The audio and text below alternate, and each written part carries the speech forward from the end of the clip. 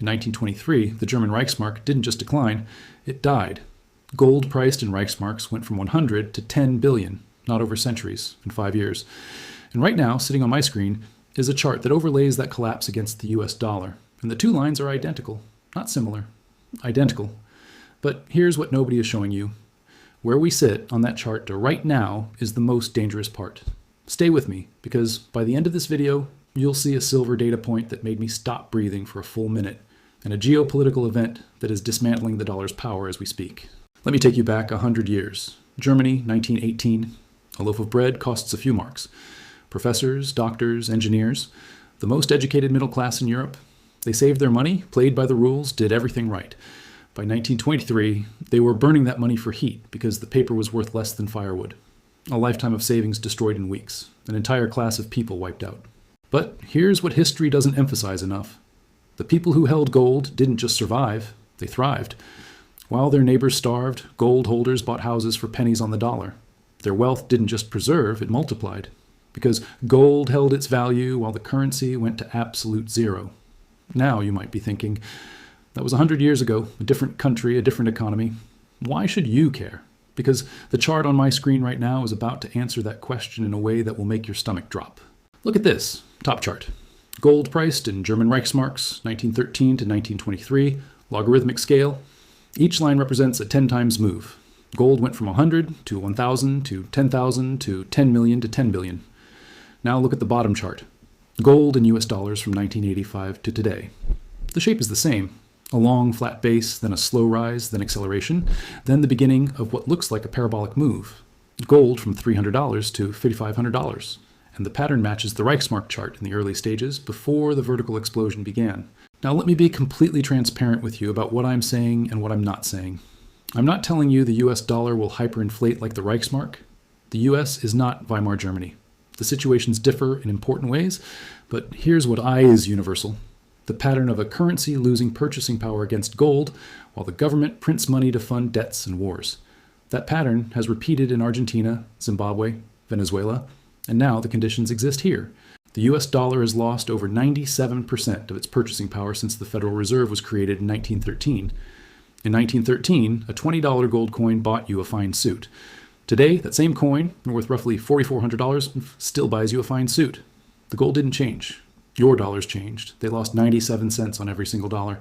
And here's where it gets personal for every single one of you watching. The government is spending $1 trillion every 100 days. War spending adds billions per week. The Fed is trapped between inflation and recession. And the mechanism that propped up the dollar for 54 years, the petrodollar, is being attacked in real time. Every one of those forces pushes gold higher on a chart that already looks like early stage Weimar. But before I show you the silver data that genuinely shocked me, I need you to see one more chart. Because this is the chart that every gold and silver holder who panicked last month needs to see. And honestly, it might be the most important chart in this entire video. Pull up the Weimar gold volatility chart. Look at the swings. Negative 30%, then positive 185%, then negative 25%, then positive 50%. Wild, violent swings in both directions. Crashes that felt like the world was ending, followed by rallies that created generational wealth. This volatility happened during a period when gold ultimately went from 100 to 10 billion. I want to share something personal with you. When gold crashed through $4,500 and silver broke below $65, I had people messaging me saying they were done, selling everything. They couldn't take the pain. And I understand that feeling because I felt it too. But then I pulled up this Weimar volatility chart and something clicked inside me. The people in 1919 who sold during a 30% crash thought they were being smart. They thought they were cutting losses. And they gave up a move to 10 billion because they couldn't handle short-term pain. That's not ancient history. That's human nature. And human nature hasn't changed in 100 years. If you've stayed with me this far, you already understand something most investors never will. The crash from $500-600 to $4,100, that 30% swing, looks exactly like the Weimar dips. Every single one of those dips was a buying opportunity in hindsight. Our crash was not an anomaly. It was a feature of the pattern. Now, let me show you the silver data that made me stop and stare at my screen. Because what I'm about to show you is the most bullish signal the silver market has produced in 20 years, and it connects directly to everything we just discussed about Weimar. Look at this chart. The dark line is open interest, the number of futures contracts outstanding on COMEX. The light line is the silver price. Open interest has collapsed to approximately 112,000 contracts. That is the lowest level in over 20 years, 2 decades. While silver crashed from $121 to $61, the open interest collapsed even faster. The paper market has been completely gutted. The speculators are gone. The leveraged longs are gone. The hedge funds that were playing silver futures have been liquidated by margin calls, and they have not come back. Here's why this matters so much for your stack. And when open interest reaches extreme lows, it means all the selling is done. There's nobody left to sell. Every speculator who was going to be shaken out has been shaken out. Every margin call that was going to be triggered has been triggered. The paper market has been cleaned out completely. And when a market is this flushed, the next move tends to be explosive. Because when buying returns to a market with no sellers, price doesn't walk higher. It gaps. It jumps. But here's the data point within this chart that is even more critical. Despite silver prices being cut almost in half, backwardation persists. That means the spot price is higher than the futures price. People are paying more for silver right now than silver delivered months from now. That only happens during severe physical shortage. Silver crashed 50% and the physical shortage didn't ease. It got worse. Write this down. 112,000 contracts, lowest in 20 years, combined with persistent backwardation. This tells you the crash was entirely a paper event. Margin calls selling futures contracts, not physical silver being dumped. The paper sold, the physical tightened, and the backwardation is your proof. I've watched COMEX data every single week for years. I have never seen open interest this low relative to the price action. Never. The paper silver market has been gutted while the physical market is in the tightest condition I've ever tracked. When those two conditions exist simultaneously, the market is coiled like a spring. And when that spring releases, the move is violent.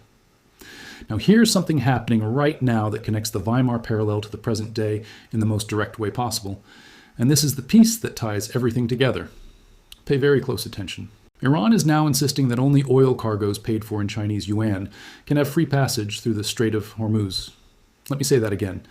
If you want to ship oil through the most important shipping lane on Earth, you pay in yuan, not dollars. Ships are being stopped, cargoes inspected, dollar-paying vessels turned away or attacked. Iran has created a toll booth on global energy, and the price of passage is abandoning your currency. Every tanker that pays in yuan instead of dollars is a crack in the petrodollar system. And every crack weakens the foundation the entire U.S. financial system is built on. This is the most significant challenge to the dollar's reserve status since Nixon closed the gold window in 1971, 54 years of dollar dominance, and it's being dismantled from the deck of a warship. Think about the scale of what's at risk. Kuwait, the UAE, and Saudi Arabia have a combined $875 billion invested in U.S. equities. Asia, including China and Japan, holds over $5 trillion in U.S. investments. If de-dollarization accelerates and these countries begin selling U.S. assets, the pressure on stocks, bonds, and the dollar would be unlike anything this market has ever experienced. Think about the irony for a moment. The U.S. went to war partly to protect its interests in the Gulf, and Iran is using that war to destroy the petrodollar, the very foundation of American economic power. The war meant to protect dominance is becoming the weapon that dismantles it, and every day it continues. More oil trades in yuan, more countries see the dollar as vulnerable, more capital looks for exits. Now zoom out with me. The world has seen this movie before. Not once, dozens of times. Rome, Spain, France, Britain, Germany, Argentina, Venezuela. Every single time a government printed money to fund wars while its currency's global standing eroded, gold went up. Not sometimes, every single time. That pattern is 100% consistent across 2,000 years. And the United States is not exempt just because it's the United States. The math doesn't care about flags. It cares about debt levels and printing presses. Remember the Weimar chart I showed you at the beginning? Remember the 4 phases? Phase 1, stability, gold barely moved while foundations cracked beneath the surface. Phase 2, the awakening, gold started climbing as printing became visible. Phase 3, acceleration, gold moved faster as confidence eroded. Phase 4, the vertical move, gold went from millions to billions as the currency died. The US dollar gold chart has completed phases 1 and 2. We are in phase 3 right now.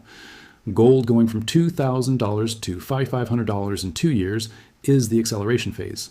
The crash from $5,600 to $4,100 is a volatility event within phase 3. It is not the end, it is the middle. And what comes after the middle is the transition to phase 4, the vertical move. And silver in this environment becomes the leveraged play on everything I just described. If gold goes vertical because the dollar loses reserve status, silver goes more vertical because the gold-silver ratio compresses, and industrial shortage multiplies monetary demand. Silver at $68 with open interest, at a 20-year low and backwardation persisting. That is the single most asymmetric setup I have tracked in my entire career. The downside from here is limited because the physical floor is near. The upside is unlimited because the macro forces are aligned and the paper market is completely flushed. If you're sitting on the sidelines right now, the cost of waiting is measured in purchasing power you will never get back. And here's what I'm watching this weekend. Data suggests the US may be positioning for a land invasion of Iran. If that happens, expect extreme volatility next week. Oil spikes. Dollar spikes short-term on safe haven flows, then reverses as war costs accelerate de-dollarization. Gold and silver whipsaw. Short-term traders get destroyed. And stackers, the people who own physical metal and understand this long-term chart. They seize the opportunity. Monday, the April delivery process begins on COMEX. There are still 63,000 April gold contracts that need to be resolved. When options manipulation ends and delivery begins, the pressure shifts, because standing for delivery means someone wants the actual metal. And producing gold that may not exist in sufficient quantities is a very different game than selling paper contracts. When you clicked on this video, you might have thought the recent crash meant the gold and silver thesis was broken. Now you've seen the Weimar chart that shows crashes of 30% happening regularly during a move from 100 to 10 billion. You've seen silver open interest at a 20-year low, the most flushed out paper market in 2 decades. You've seen backwardation persisting through a 50% crash, proving the physical shortage is real. And you've seen Iran dismantling the petrodollar in real time. You're not watching this video by accident. You're here because something inside you recognizes what's happening. While most people chase meme stocks and ignore history, you are studying the patterns that have repeated for 2,000 years. That puts you ahead of 99% of investors who won't understand what happened until it's too late. One more thing before I go that I wasn't planning to include. The Weimar chart had a specific moment, a point where the acceleration shifted into vertical. It happened when the government made one particular policy mistake that destroyed the last thread of confidence. Watch for that moment in the US. When it comes, you'll know. And if you own gold and silver when it arrives, you'll experience wealth preservation that the Weimar chart shows on a logarithmic scale. Drop a comment right now. Have you seen the Weimar comparison chart before? Did the silver open interest data change your view? Comment the word cipher if this video shifted your perspective. I'll pin the best analysis. Share this with every gold and silver holder you know. They need to see the Weimar chart. They need to understand that volatility during currency decline is normal, and they need to know the silver market has never been more ready for an explosive move. If you're new to the market cipher, hit subscribe. Next video, I'm breaking down the COMEX delivery data from Monday. And trust me, you do not want to miss what those numbers reveal. Gold in Reichsmarks went from 100 to 10 billion. Gold in dollars has gone from 300 to 5,500 and accelerating. The pattern is the same. The math is the same. And if you own gold and silver, you're on the right side of history. This is the market cipher. Follow the data, not the noise.